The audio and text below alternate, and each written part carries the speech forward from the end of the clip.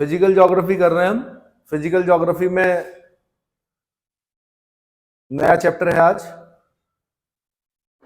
भौतिक भूगोल के अध्ययन के अंतर्गत स्थलमंडल, जलमंडल, वायुमंडल, जीवमंडल के क्रमबद्ध अध्ययन तथा इसके मध्य पारस्परिक क्रियाओं और अंतर संबंधों के अध्ययन को सम्मिलित किया जाता है।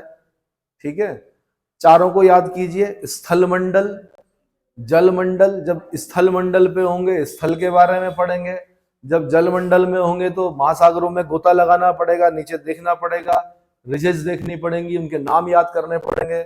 वायुमंडल में जब हम होंगे तो पूरा ऊपर तक पढ़ना पड़ेगा, इंसुलेशन वगैरह जितनी भी आपकी क्या होती हैं, ट्रोपोस्फीयर, स्ट्रेटोस्फीयर, है ना, मेजोस्फीयर, आइनोस्फीयर, एक्सोस्फीयर। जीवमंडल के बारे में पढ़ना पड़ेगा क्योंकि क्रमबद्ध अध्ययन तथा इसके मध्य पारस्परिक क्रियाओं, अंतर संबंधों के अध्ययन को सम्मिलित किया जाता है। प्रकारांत से भौतिक भूगोल को 4 भागों में विभक्त किया जा सकता है। नंबर 1 भूआकृति विज्ञान, इसको हिंदी और इंग्लिश दोनों में याद कर लीजिए। भूआकृति विज्ञान मतलब जियोमॉर्फोलॉजी, समुद्र विज्ञान यानी ओशियनोग्राफी, जलवायु विज्ञान मतलब क्लाइमेटोलॉजी, और जीवमंडल मतलब बायोस्फीयर। ठीक है, तो इन 4 चीजों पर कमांड करनी है भाई। यूपीएससी में जो सिलेबस है उसके हिसाब से, या पब्लिक सर्विस कमीशन का जो सिलेबस है उसके अकॉर्डिंग चलना है, तो आपको ये पढ़ना है। ठीक है, सबसे पहले भूआकृति विज्ञान, जियोमॉर्फोलॉजी क्या होती है। भूआकृति विज्ञान मुख्य रूप से स्थल रूपों का अध्ययन है जिसके अंतर्गत 3 श्रेणियों के उच्चावचों को समाहित किया गया है। यथा नंबर 1 प्रथम श्रेणी के उच्चावच। अब यहीं से एक क्वेश्चन बन जाता है, क्या बनता है, पूछता है कि महाद्वीप और महासागरीय बेसिन किस प्रकार के उच्चावच हैं। तो आंसर होता है प्रथम श्रेणी के उच्चावच। किस श्रेणी के उच्चावच, प्रथम श्रेणी के उच्चावच। पूछेगा पर्वत, पठार, भ्रंश, मैदान, झील, ये किस प्रकार के उच्चावच हैं। आंसर द्वितीय श्रेणी के उच्चावच। अब जब हम इसको पढ़ रहे होंगे ना, तो जैसे मैं बता रहा हूं कि एक समय ऐसा हुआ कि मेंस की तैयारी में ये सब पढ़े हमने कहा मैदान में क्या पढ़ना है यार, मैदान तो फ्लैट होता है, इसमें लिखने के लिए कुछ ज्यादा है नहीं। उत्तराखंड पीसीएस वालों ने मैदान से क्वेश्चन पूछा। कहां से पूछा, पर्वत बड़े इंटरेस्टिंग होते हैं पढ़ने में, भ्रंश बड़े इंटरेस्टिंग होते हैं, पठार बड़े इंटरेस्टिंग होते हैं, झीलें बड़ी इंटरेस्टिंग होती हैं। तो मैदान को आदमी क्या करता है कि छोड़ो ना, क्या इसमें क्या क्या पढ़ना हमने, लेकिन मैदान से क्वेश्चन पूछा उसने, बड़ा क्वेश्चन। पिछले इस बार जो पीसीएस मेंस हुआ उससे पिछला वाला जो 2016-17 वाला पीसीएस था उसके मेंस में देखना, है ना। एक होता तृतीय श्रेणी के उच्चावच, इसके अंतर्गत अपक्षय, अपर्दन, निक्षेपण द्वारा जनित स्थल रूपों की आकारिकी, उत्पत्ति एवं विकास का गहन अध्ययन किया जाता है। अपक्षय को देखिए क्या बोल रहा है, अपर्दन को इरोजन बोलते हैं, निक्षेपण को डिपोजिशन बोलते हैं, अपक्षय को। तो तृतीय श्रेणी ये छोटे मतलब जैसे श्रेणियां नीचे नीचे जा रही हैं वैसे वैसे देखो, महाद्वीप बहुत बड़े होते हैं, महासागरीय बेसिन बहुत बड़े होते हैं। तो प्रथम श्रेणी के उच्चावच, किस श्रेणी के, प्रथम श्रेणी के उच्चावच। उच्चावच समझ रहे हैं ना, ऊपर उठा हुआ, नीचे, है ना। द्वितीय श्रेणी में क्या गया, थोड़ा छोटे आगे, कॉन्टिनेंट के अंदर होते हैं ना, पर्वत, पठार, भ्रंश, भ्रंश मतलब रिफ्ट, भ्रंश घाटी मतलब रिफ्ट वैली, रिफ्ट।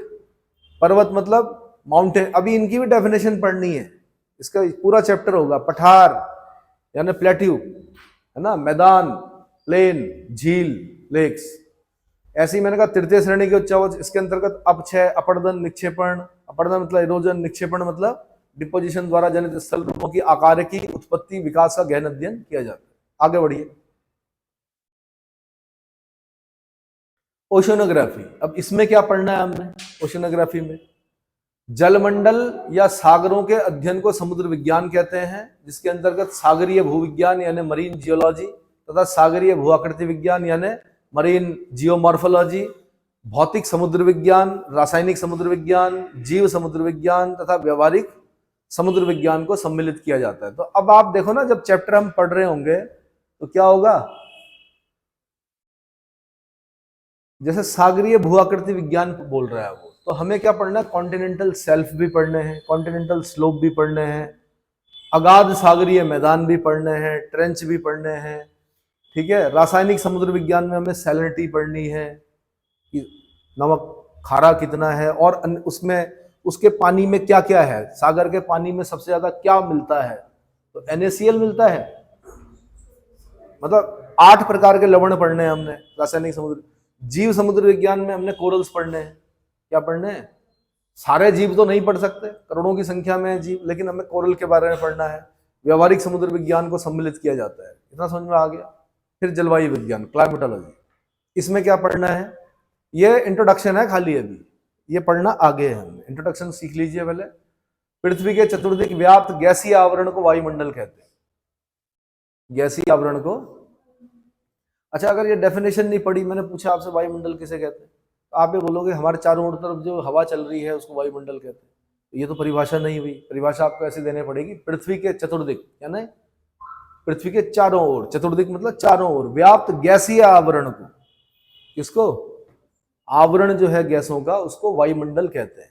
ठीक है, वायुमंडल का अध्ययन करने वाले विज्ञान को मौसम विज्ञान यानी मेट्रोलॉजी कहते हैं, तथा जलवायु विज्ञान क्लाइमेटोलॉजी कहते हैं। इतना समझ में आ गया? मौसम और जलवायु में क्या अंतर होता है ये भी बताएगा आगे चलकर वो, है ना। मौसम छोटा शब्द है, जलवायु बड़ा शब्द है।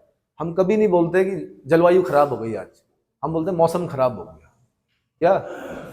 मौसम छोटे समय के लिए है, जबकि जलवायु क्या? लॉन्ग टर्म के लिए, है ना।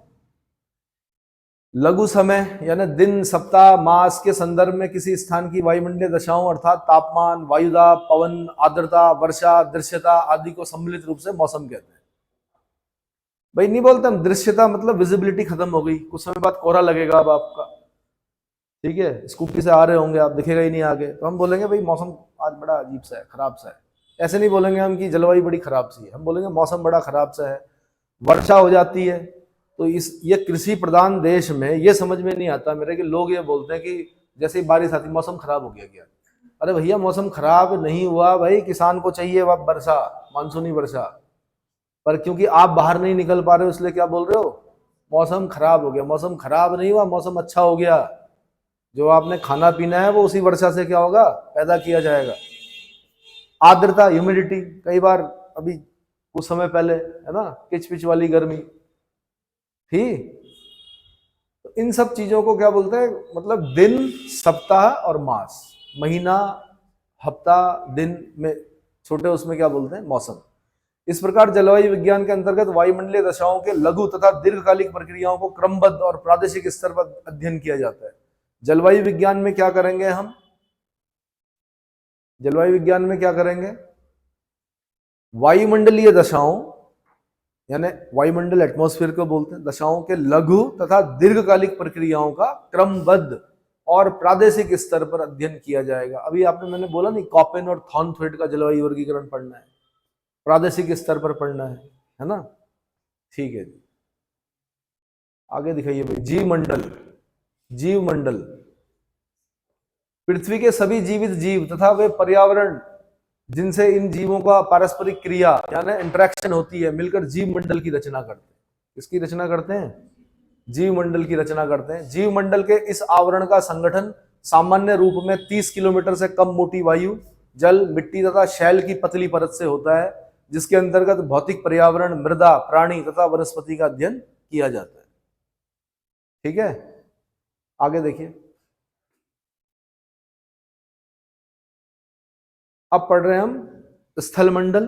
स्थलमंडल में हमारा जो टॉपिक है वो क्या है? पृथ्वी की उत्पत्ति और भूगर्भिक इतिहास, origin and geological history of the earth. बहुत अच्छे तरीके से लिखा गया है, पीसीएस निकालने के लिए काफी है अपने आप, है ना। सर्वप्रथम पृथ्वी की उत्पत्ति के संबंध में तर्कपूर्ण परिकल्पना को प्रतिपादन कास्ते द बफन, इनका नाम याद रखना है, बड़ा सम्मानित नाम है।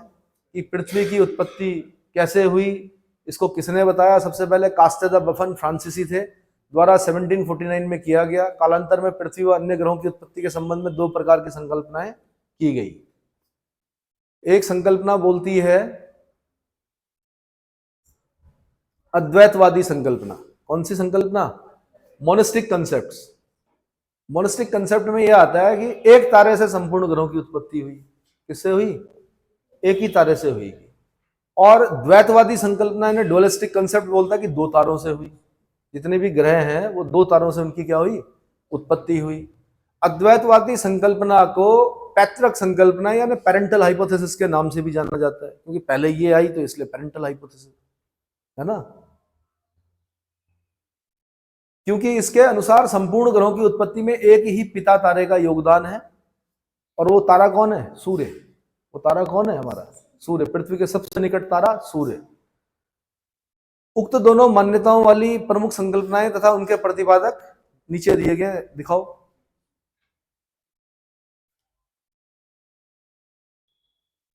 अद्वैतवादी संकल्पना में ये देखिए, नीचे दिए गए हैं यथा। आगे इसके आगे जो लिखा हो दिखाओ पहले, ये तो देख ही लेंगे, वही है ये। ऐसे ही दे रखा है इसने बॉक्स में। हाँ ठीक है। अब आपने क्या करना है भैया, इन्होंने क्या कहा उससे मतलब नहीं है, आपका सब्जेक्ट नहीं है, आपने प्री निकालना है ना। आपको सिर्फ ये पता होना चाहिए, ऊपर करो, उच्छल तारा परिकल्पना किसने दी 1749 में?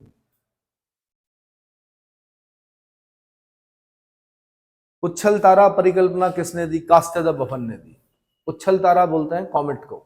किसको? कॉमेट को। वायव्य राशीय परिकल्पना किसने दी? कांट ने दी। निहारिका नेबुला को बोलते हैं। नेबुलर हाइपोथेसिस किसने दी? लाप्लास और रॉश ने दी। ठीक है। और उल्का पिंड, उल्का बोलते हैं मिट्योर को, उल्का पिंड परिकल्पना किसने दी? लॉकियर ने। किसने दी?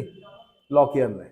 जरा ये वायव्य राशि परिकल्पना को इंग्लिश में देखिए क्या बोल रहा है। पूरा नहीं देगा ये, इसको एक्सप्लेन नहीं करना हमने, है ना। सारी परिकल्पनाएं अधिकतर क्या हो गई थी? फेल हो गई थी उसमें। हाँ, एयर मास हाइपोथेसिस। ठीक है, वो कांट ने दी। कांट बड़े विद्वान थे। अब दो तारों से जब बोलते हैं उसमें कौन कौन सी है? ग्रहणु परिकल्पना। ग्रहण नहीं होगा, ग्रहणु परिकल्पना। क्या?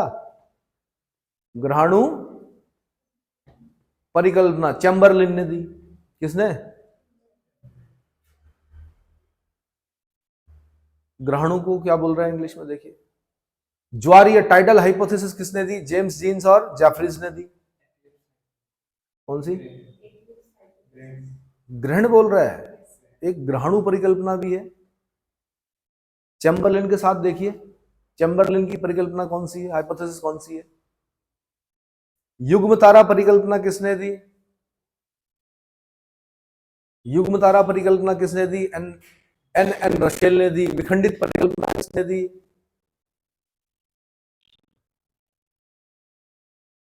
रॉशगन ने दी। नोवा हाइपोथेसिस किसने दी? नोवा तारा परिकल्पना बोल रहे ना, इसको बोलते हैं नोवा हाइपोथेसिस। नोवा हाइपोथेसिस किसने दी? होयल और लिटिलटन ने दी। ठीक है। विद्युत चुंबकीय परिकल्पना, इलेक्ट्रोमैग्नेटिक परिकल्पना किसने दी? इलेक्ट्रोमैग्नेटिक हाइपोथेसिस, ये ऑकवेन ने दी। अंतर तारक धुली, dust hypothesis, Interstellar dust hypothesis, इसको इंग्लिश में बोलेंगे इंटरस्टेलर डस्ट हाइपोथेसिस, किसने दी? ऑटो स्मिथ ने दी। सिफिड, अब ये आईएएस का क्वेश्चन बना कभी किसी जमाने में। कारण क्या था? क्योंकि ये भारतीय हैं। कौन? एसी बनर्जी। सिफिड परिकल्पना किसने दी? एसी बनर्जी ने दी। अब जो आधुनिक सिद्धांत हैं, ये सारे सिद्धांत लगभग गर्त में जा चुके हैं। नए सिद्धांत क्या? Big bang theory. सबसे ज्यादा इनमें से पूछा गया प्रश्न या तो पुच्छल तारा परिकल्पना है कास्टेदा बफन की, पहले पूछता था। अब जो देता है वो बोलता बिग बैंग सिद्धांत किसका है? आंसर जॉर्ज लेमेंथियर का। ठीक है। इससे पहले वाला चैप्टर जो मैंने छोड़ रखा है उसमें बिग बैंग सिद्धांत आ जाएगा पूरा, जिसमें एक क्या ब्रह्मांड के फैलने की बात करेगा, बोलेगा कि फिर ब्रह्मांड फिर दोबारा क्या होगा, अभी फैल रहा है फिर वापस आएगा, एक बिंदु पर क्या हो जाएगा। ठीक है। तो बिग बैंग सिद्धांत किसने दिया? जॉर्ज लेमेंथियर ने दिया और वेगनर ने दिया। ठीक है। स्फीति सिद्धांत किसने दिया? अलन गुथ ने दिया। अब इनमें से हमने मानना है कि एक नंबर तैयार होगा। कितना? एक नंबर तैयार होगा।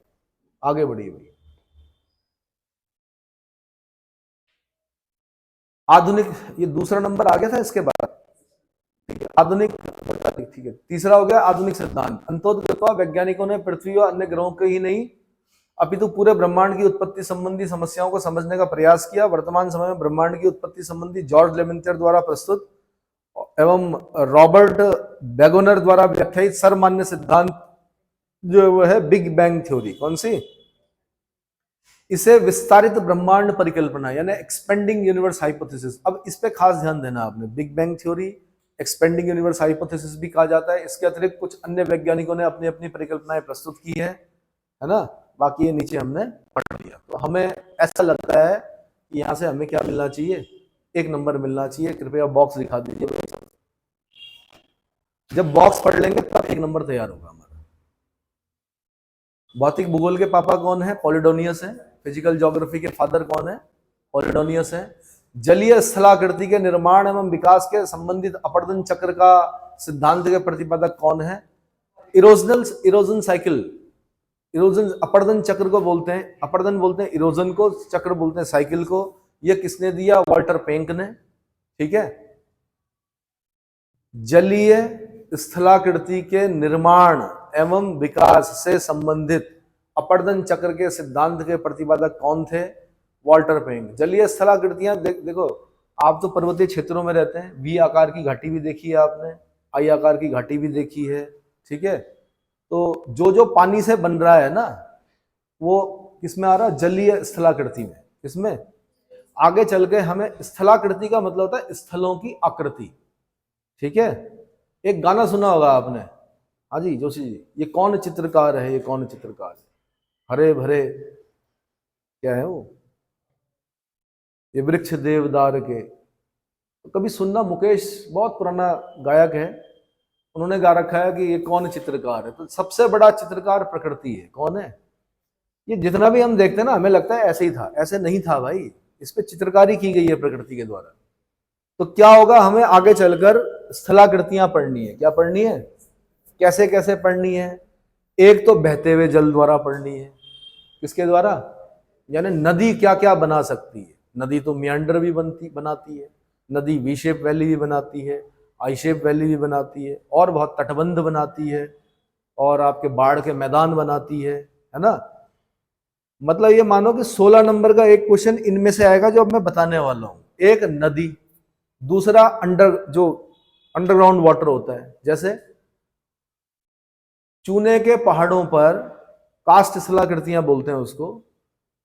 अगर पानी बह रहा है ना, तो ऐसी ऐसी स्थलाकृतियों का निर्माण करेगी वो कि आप आश्चर्यचकित हो जाओगे। जैसे स्टेगलेटाइट, स्टेगलेमाइट, कंदरा स्तंभ देखे होंगे आपने। कुछ गुफाएं हैं, धर्म क्या कहता है? धर्म कहता है कि ये गुफा है, यहाँ पर भगवान है और भगवान का बनाया हुआ है। ठीक है, भगवान का ही बनाया हुआ, पर जब ज्योग्राफी में हम पढ़ते हैं तो उल्टे से चाकू दिखेंगे आपको लटके हुए, है ना। हम बोलेंगे ये स्टेगलेटाइट है। क्या है? ज्योग्राफी में नीचे एक उल्टा सा ऐसा पैना सा वो बना हुआ होगा, उसे बोलेंगे हम स्टेगलेमाइट है। क्या बोलेंगे? फिर वो दोनों मिल जाएंगे तो एक स्तंभ बन जाएगा, उसको बोलेंगे हम ये कंदरा स्तंभ है। क्या है? कंदरा स्तंभ है। फिर वो पूरा अंदर ही अंदर खोखली एक गुफा होगी, एक दिन छत गिर जाएगी, उसमें पानी भरेगा, तो बहुत सारी स्थलाकृतियां बनती हैं। उनका हम क्या करते हैं? उनका अध्ययन करते हैं, और वो 16 नंबर का एक क्वेश्चन होता है। इतना समझ में आ गया? अब वो जो स्टेगलेटाइट होता है उस पर भी एक कहानी बता देता हूँ कि हमारे ऋषिकेश में भी बहुत सारे जगह हैं जहां पर क्या मिलते हैं? स्टेगलेटाइट, स्टेगलेमाइट। और जब हमारे लोग जाते हैं तो तोड़ के लाते हैं उसको। और कमाल की बात है कि मेरे सामने कुछ बच्चे गए, युवा, और वो तोड़ रहे थे उनको। अभी तोड़ रहे थे, एक फॉरेनर था, उसने डांटा उनको। क्या किया? उसने कहा आपको पता है कि एक स्टेगलेटाइट को बनने में कितने साल लगते हैं? नहीं पता। एक स्टेगलेटाइट को बनने में कई साल लगते हैं। हमें इन्हें अपनी अगली पीढ़ी को भी तो दिखाना, उसे बनने दीजिए भाई। मतलब एक एक बूंद से बनता है वो, मिनरल्स आते हैं उसमें, बूंद सूखती है तब मिनरल जमा होता है, दूसरी बूंद आएगी फिर मिनरल जमा होगा, तीसरी बूंद आएगी, ऐसे कई सालों में एक स्टेगलेटाइट बना होगा। और आपने सिर्फ अपने क्या बोलते हैं घर में सजाने के लिए, ले जाने के लिए क्या कर दिया आपने? उस प्रकृति के साथ छेड़छाड़ कर दी। मुझे बड़ा अच्छा लगा, दुख भी हुआ कि हमारे लोग कब सक्रिय होंगे प्रकृति के प्रति। दुख इस बात का हुआ कि एक फॉरेनर उसको सिखा रहा है उन बच्चों को कि मत तोड़ो, हमारे देश में, है ना। तो कृपया जहां भी जाते हैं वहां इस प्रकार के कार्य न करें, आप पढ़े लिखे लोग, ठीक है। उसके बाद हम सागर से पढ़ेंगे कि भाई सागर किस प्रकार की स्थलाकृतियां बनाता है। वो नाम याद करने होते हैं। यहाँ पर जो आपकी जो हमारी शिक्षा व्यवस्था है या जो यूपीएससी का भी पैटर्न है, वहां पे जानकारी ही आपकी इंटेलिजेंस मानी जाती है। क्या मानी जाती है? बस नाम लिख दिया आपने और उसके बारे में बढ़िया सा चित्र बना दिया, हो गया आप इंटेलिजेंट। इसका मतलब आप क्या हो? बनने लायक हो। ठीक है, तो कुछ नहीं करना। जो समुद्र स्थलाकृति क्या करता है? बनाता है, फिर उसको पढ़ना है हमने, वो 16 नंबर का क्वेश्चन होगा। और ये सारी चीजें दो ही तरह से बनाती हैं, या तो इरोजन करके या डिपॉजिट करके। या तो क्या करेंगी? नदी या तो काटेगी, वी शेप वैली बनाएगी, काट के ही तो बनाया उसने वी शेप वैली। या फिर मैदान, बाढ़ के मैदान बनाएगी तो क्या करेगी? डिपॉजिट करेगी। डेल्टा बनाएगी तो क्या करेगी? डिपॉजिट करेगी। समझ में आ रहा है कि नहीं आ रहा है? मैं जो समझाना चाह रहा हूं समझ में आ रहा है? या तो काटेगी या डिपॉजिट करेगी। ऐसे ही क्या होगा? ये मैंने 3 चीजें बता दी पानी में, कौन कौन सी? एक बहते हुए जल द्वारा, एक अंडरग्राउंड वाटर द्वारा, और तीसरा क्या बताया मैंने? महासागर, सागरों द्वारा। इनके सारे हमने क्वेश्चन तैयार करने हैं। अब आ गए हम ग्लेशियर पर। अब ग्लेशियर क्या करेगा? तो उन्हीं वी शेप वैली से होकर गुजरेगा ग्लेशियर। क्या करेगा? वी शेप वैली से होकर गुजरेगा, वी शेप वैली को यू शेप वैली बना देगा। क्या, कैसे करके करेगा? प्लकिंग करेगा। उसमें भी फिर टूल्स होते हैं ग्लेशियर के, कि क्या क्या करेगा, तो वो पढ़ने पड़ते हैं। फिर बताना पड़ता है कि इरोजन से ऐसे करेगा, मतलब अपर्दन करके ऐसा बनाएगा। ये स्थलाकृति अपर्दनात्मक स्थलाकृति है, यानी इरोजनल लैंड फॉर्म है। और कहीं पर क्या करेगा? डिपॉजिट करेगा। भाई जब एक बड़ा ग्लेशियर चलेगा ना, तो ऐसे खाली बर्फ थोड़े चलेगी, उसके साथ क्या चलेंगे? आगे बड़े बड़े बाउल्डर, बड़े बड़े पत्थर चलेंगे। नीचे क्या चलेगी? जब यहां से, अगर माना यहां से गुजरेगा, तो इस क्षेत्र 14 बीघा क्षेत्र के सारे मकानों को पीसते हुए जाएगा। अरबों टन बर्फ होगी उसमें, क्योंकि तो इसका क्या करेगा? चूरा बना देगा। उसके नीचे क्या होगा? बारीक। उसके साइड में भी क्या होंगे? अलग प्रकार के क्या होंगे? उनके नाम पढ़ने पड़ते हैं कि हम मोरेन कहां पर बोलेंगे उसको। फिर जब वो नीचे की तरफ आ जाएगा तो पिघल जाएगा। फिर या तो ग्लेशियर लेक बनेगी, अगर पानी भी सूख गया तो सिर्फ क्या मिलेगा हमें? कुछ दिखेगा हमें, उठा हुआ सा दिखेगा, कुछ कुछ ऐसा दिखेगा। हम सोचेंगे यार ये पत्थर कहां से आए इतने, और इस जगह पर कहां से, किसने रखे होंगे ये पत्थर। फिर हम ऊपर देखेंगे, धन्यवाद करेंगे किसको? है तो ईश्वर ही करने वाला, पर किया किसने? ग्लेशियर। समझ में आ गया? तो दूसरी जो स्थलाकृति पढ़ेंगे वो किसमें पढ़ेंगे? ग्लेशियर वाली। तीसरा हम जो पढ़ेंगे वो पढ़ेंगे हवा। हम एक डेजर्ट में जाएंगे, डेजर्ट में अचानक से हमें दूर से दिखेगा कि वो उग रखी है, क्या बोलते हैं? मशरूम। और जब हम नजदीक जाएंगे तो बहुत बड़ी एक पत्थर की मशरूम होगी, मशरूम रॉक बोलते हैं उसको। हम कहेंगे यार ये क्या, ऊपर वाले का क्या है, करिश्मा है, मशरूम रॉक क्या दिख रही है यहाँ पर। फिर आश्चर्यचकित होंगे। तो फिर हमें पता करना पड़ेगा कि भाई बना कैसे है। तो पता चला पहले एक पत्थर था, रेत उड़ती है, हवाएं चलती हैं चारों तरफ से। रेत के जो बहुत भारी कण हैं वो तो ना तो बहुत ऊपर उड़ पाते हैं ना बहुत नीचे उड़ पाते, मतलब बीच बीच में उड़ते हैं। उन्होंने क्या किया कि लाखों सालों में उस रॉक को रेगमार की तरह घिस घिस कर क्या कर दिया? बीच से पतला कर दिया, और ऊपर क्या रह गया? ऐसा छतरा नहीं होता जैसे। तो भाई ये बीच में कैसे घिसा? तो ये इरोजन से घिसा। किससे घिसा? इरोजन से घिसा। और ये क्या बन गई? मशरूम रॉक बन गई। समझ? मैं एक एक एग्जांपल दे रहा हूं। वहीं जब ग्लेशियर में हम पढ़ रहे थे तो हमें दूर से दिखेगा एक भेड़ बैठी हुई, पर नजदीक जाएंगे तो बहुत बड़ी चट्टान दिखेगी, और वो भेड़ की पीठ की तरह दिखेगी। हम बोलेंगे भेड़ पीठ शैल। क्या नाम देंगे हिंदी में? और इंग्लिश में देंगे रॉश मुटाने। क्या देंगे उसको? और हम बोलेंगे ये किस प्रकार से बनी। तो पता चला एक पत्थर था, ग्लेशियर ने क्या किया कि जब ऊपर चढ़ा उस पत्थर के, इस पर पत्थर के ऊपर चढ़ा, तो उसने चिकना बना दिया उस पत्थर को वहां पर। और जब नीचे गिरा, खड़ खड़ खड़ करके नीचे की तरफ गिरा, तो उसने वहां पर क्या कर दिया? भेड़ पे नहीं होती तो दूर से अब वो देखने में कैसे लग रहा? भेड़ पीठ शैल। तो है क्या? इरोजनल। ग्लेशियर की कैसी स्थलाकृति है? वो इरोजन से बनी है। किससे बनी है? चलो जी, ये भी हो गया, पवन भी हो गया, ग्लेशियर भी हो गया। क्या बचा? कुछ बचा? नदी हो गई, ग्राउंड वाटर हो गया, और कुछ बचा भाई? तो इस तरह से पढ़ना है हमने। और ये 16-16 नंबर के क्वेश्चन होते हैं, चित्र बनाने पड़ते हैं इसमें। क्या बनाने पड़ते हैं। और एक मैंने चूने पर बता दिया आपको, कास्ट लैंडफॉर्म्स कहा जाता है उन्हें। क्या कहा जाता है कि भाई चूने की चट्टान पर पहली बूंद गिरी, एक छेद हुआ छोटा सा, दूसरी बूंद गिरी थोड़ा और बड़ा हो, तीसरी बूंद गिरी और बड़ा बड़ा बड़ा करके तालाब बन गया, इतना बड़ा बन गया जितना पूरा ऋषिकेश है। नाम देना पड़ेगा उसको ज्योग्राफी। छोटा तालाब जब होगा तब अलग नाम देंगे, जब बड़ा तालाब होगा अलग नाम देंगे। अंदर ही अंदर खोखला हो गया, उसकी छत गिर गई, उसमें पानी भर गया, उसको अलग नाम देंगे। और ये यूपीएससी के क्वेश्चन होते हैं, प्री में भी होते हैं और मेंस में भी होते हैं। समझ में आ रहा है कि नहीं? कहां से चले थे कहां पहुंचा दिया। चलो, स्थल रूपों के निर्माण तथा विकास से संबंधित भौतिक चक्र के प्रतिपादक कौन थे? डेविस। स्थल रूपों के निर्माण तथा विकास से संबंधित भौगोलिक चक्र के प्रतिपादक। बार बार मैं डेविस और पेंक का नाम लेता हूं, मैं बड़ा प्रभावित हूं इनसे। दरअसल मुझे भी नहीं पता था बचपन में कि भाई क्या होता है, लेकिन जब इन्होंने एक कंसेप्ट क्लियर किया कि कोई भी चीज अगर उठ गई तो वो क्या होगी, एक दिन पेनी प्लेन बनेगी। कोई भी खड्डा है वो भी भरकर एक दिन क्या बनेगा, समप्राय मैदान बनेगा। क्या बनेगा? उस दिन मेरी समझ में आ गया कि ये जितनी भी चीजें मुझे दिखाई दे रही हैं ये स्थायी नहीं है, ये क्या है, अस्थाई है। हाँ, मैं तो नहीं देख पाऊंगा, इतना करोड़ों साल लगेंगे इसे क्या बनने में। पेनी प्लेन अभी तो बन ही रहा है, पेनी प्लेन बनने में भी मतलब साथ साथ प्रक्रिया क्या हो रही है, चल रही है, बन भी रहा है, साथ में इरोजन भी हो रहा है ना। तो एक ना एक दिन तो पेनी प्लेन बनना ही बनना है। तो ये डेविस ने कहा था। डेविस ने कहा पहले उठता है तब इरोजन होता है। पेंक ने कहा नहीं भैया, उठ भी रहा होता है साथ में इरोजन भी चल रहा होता है, और वो सही बात है। वर्तमान भूत की कुंजी है, किसने कहा? James Hutton. आइए सा क्वेश्चन रहा है कभी। आधुनिक समुद्र विज्ञान का प्रणेता किसे माना जाता है? जॉन मरे। जॉन, इसकी माँ ने ऐसा क्या नाम रखा है इसका? मरे, पहले ही बोल दिया।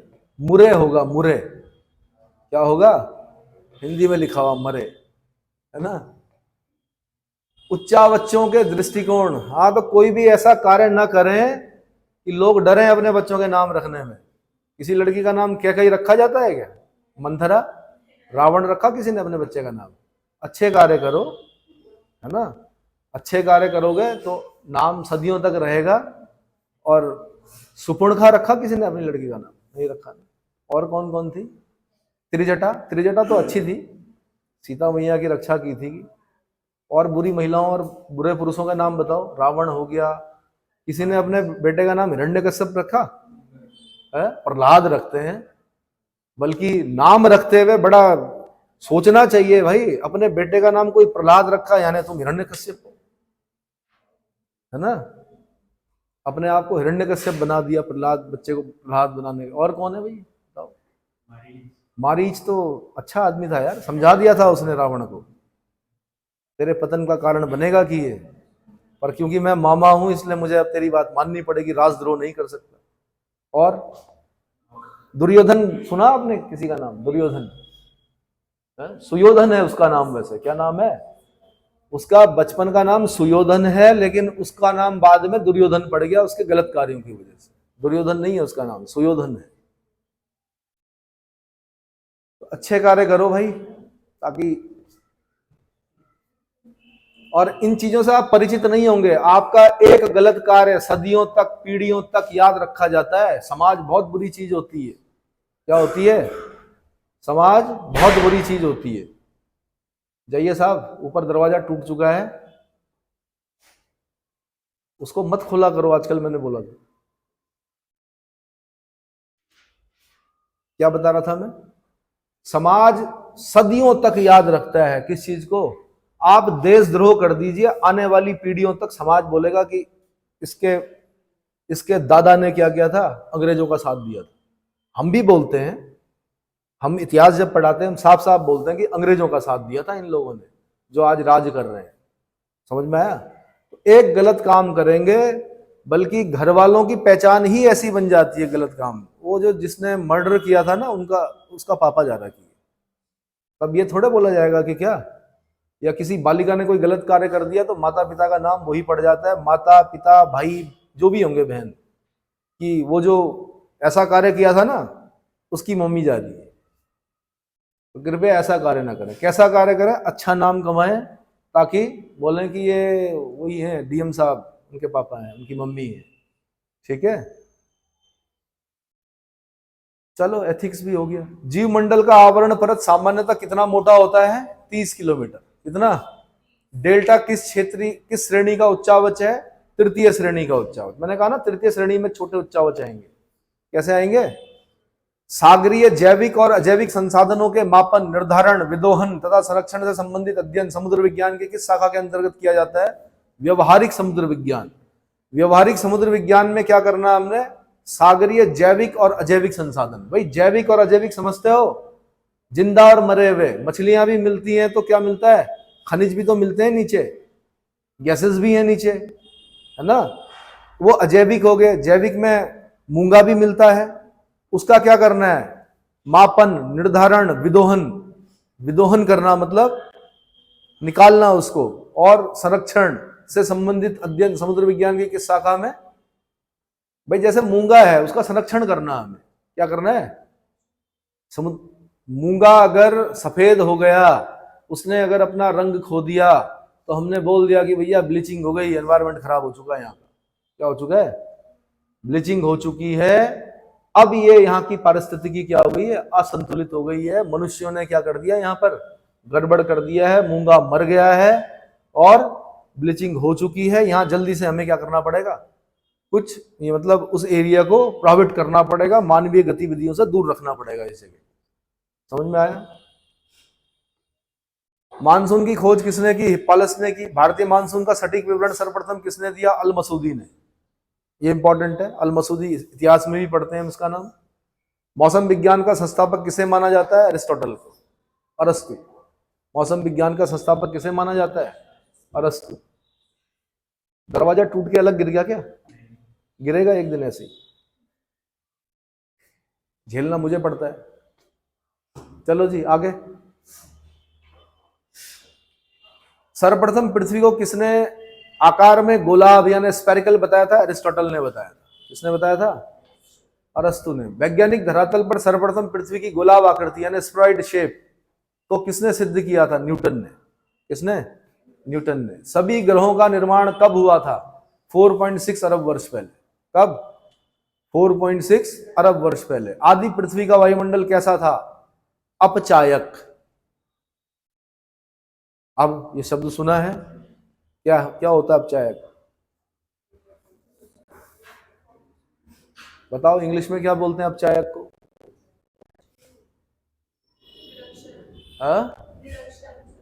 अपचयन और दो चीजें होती हैं, उपचयन। उपचयन को क्या बोलते हैं? ऑक्सीडेशन। और इसको बोलते हैं रिडक्शन। तो अपचायक क्या होगा? रिडक्टेंट। अपचायक क्या होगा? रिडक्टेंट, है ना? अब ये क्वेश्चन तो परेशान करते हैं। पूरी पृथ्वी पढ़ ली, निर्माण पढ़ लिया, अचानक से पूछा आदि पृथ्वी का वायुमंडल कैसा था? पूरा वायुमंडल पढ़ लिया, मिलेगा नहीं ये किताब के अंदर। ये क्वेश्चन आंसर की फॉर्म में ही मिलेगा, कहीं पर फंसा हुआ होगा किसी पॉइंट के बीच में, वहां पर नजर नहीं जाती है। लेकिन जब क्वेश्चन पूछ लिया जाता है तब वो याद होता है कि आदि पृथ्वी, आदि मतलब पहले जो पृथ्वी थी उसका वायुमंडल कैसा था? आंसर अपचायक था। आदि पृथ्वी के वायुमंडल में किन गैसों की प्रधानता थी? हाइड्रोजन व हीलियम। इनकी प्रधानता थी हाइड्रोजन व हीलियम। बिग बैंग सिद्धांत के प्रतिपादक कौन है? जॉर्ज लेमेंथियर। पृथ्वी की उत्पत्ति के संबंध में ग्रहाणु परिकल्पना, ये ग्रहाणु परिकल्पना, प्लैनेटरी हाइपोथेसिस, ये किसने दी? आंसर चैम्बरलिन और मॉल्टन ने दी। अभी भी तो अणु गिर रहे हैं, उल्का गिर रही है नीचे, जमा हो रही है। तो ऐसे तो पता नहीं कब से, हम तो अभी कुछ ही साल हुए इस धरती पे आए हुए, पता नहीं कब से गिर रहे होंगे। ऐसा तो नहीं कि गिर रहे हैं, गोल गोल घूम रहा है, गोल बन गया हो। ऐसा भी तो हो सकता है ना? तो वो भी अपनी जगह पर जब बोला तो ऐसा लगा है यार बात तो सही कर रहा है, लेकिन बाद में फिर बिग बैंग थ्योरी सबको क्या कर दिया। विस्तारित ब्रह्मांड परिकल्पना के प्रतिपादक कौन थे? Edwin Hubble. इनके नाम पे दूरबीन भी है। हबल ने बताया कि ब्रह्मांड फैल रहा है।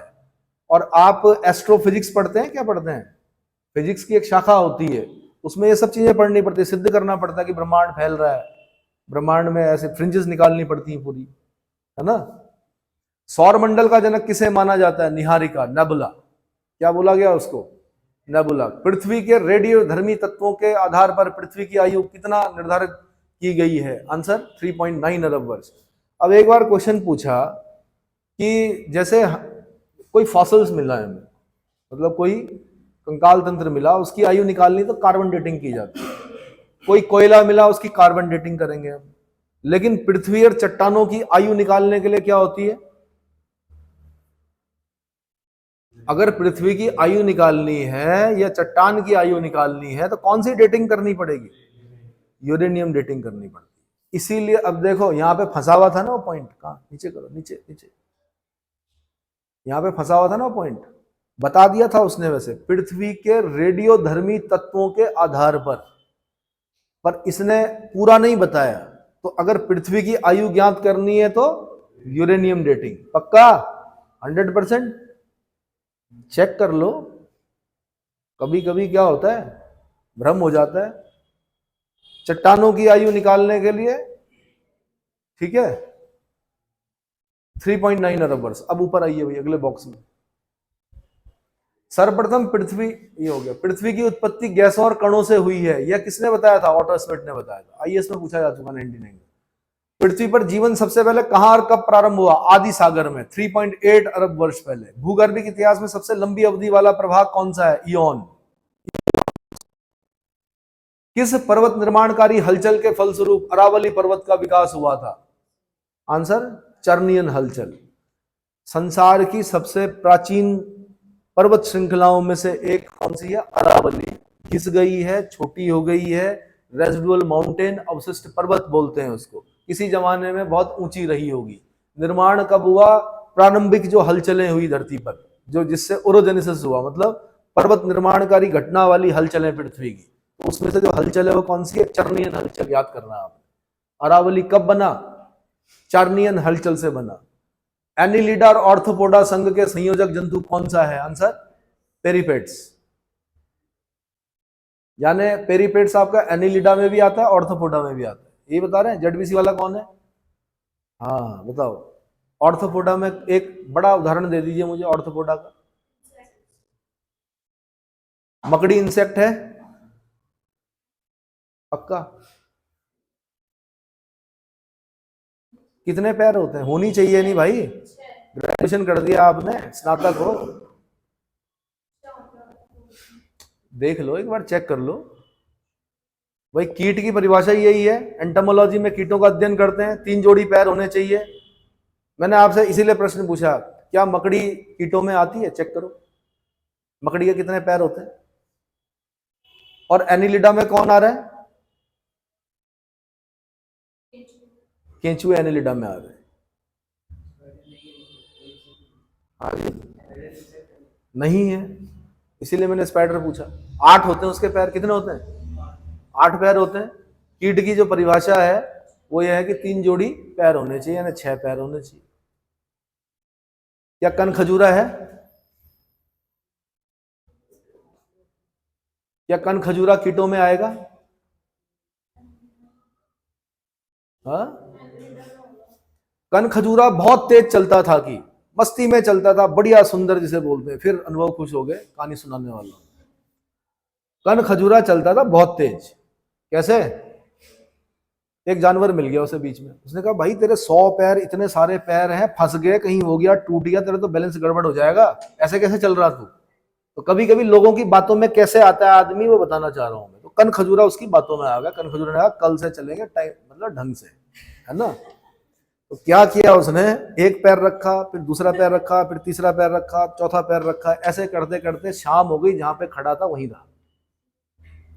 कहा? शाम पे इस निष्कर्ष पे पहुंचा कि किसी दूसरे की बात पे नहीं आना चाहिए। अपनी चाल में मैं मस्त चल रहा था, तेज चल रहा था, जो मेरी स्पीड थी वो बिल्कुल सही थी।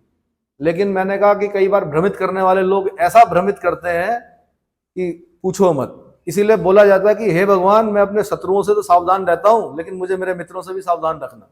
कई बार मित्र भी गलत सलाह देते हैं। क्या देते हैं? और जानबूझ के देते हैं। अरे इस इंस्टीट्यूट में मैंने भूतकाल में बहुत सारे उदाहरण देखे हैं ऐसे, कि मित्रों ने मतलब मित्र बन के आए, ऐसा भ्रमित किया उस व्यक्ति को कि दूसरे का तो नाश हो गया, लेकिन अपना भला करके चले गए। इसलिए हे भगवान, मैं अपने शत्रुओं से सावधान रहता हूं, लेकिन मुझे मेरे मित्रों से भी क्या रखना, सावधान रखना। आगे, एनिलिडा तथा ऑर्थोपोडा संघ का संयोजक जंतु आपने बोला पेरिपेटस। सर्वाधिक प्राचीन जीवाश्म यानी फॉसल की प्राप्ति किस युग के चट्टानों द्वारा हुई है? कैम्ब्रियन शक की अवसादी चट्टानों से। अगला, विंध्याचल पर्वत की उत्पत्ति किस काल में हुई थी? आंसर कैम्ब्रियन शक में। हो गया, ठीक है। और भी है बॉक्स?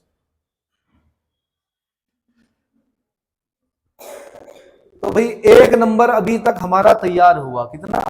1 नंबर अगर मिल गया तो बड़ा धन्यवाद करेंगे हम ऊपर वाले का कि यहां से 1 नंबर हमें क्या हो गया, मिल गया। ठीक है, अगला टॉपिक जो हमारा है वो क्या है? अच्छा, ये भी है। ओ यस, ये आगे का है भाई, पहले हमें उसका डिटेल पढ़ना पड़ेगा तब पता चलेगा। बंद कर दीजिए।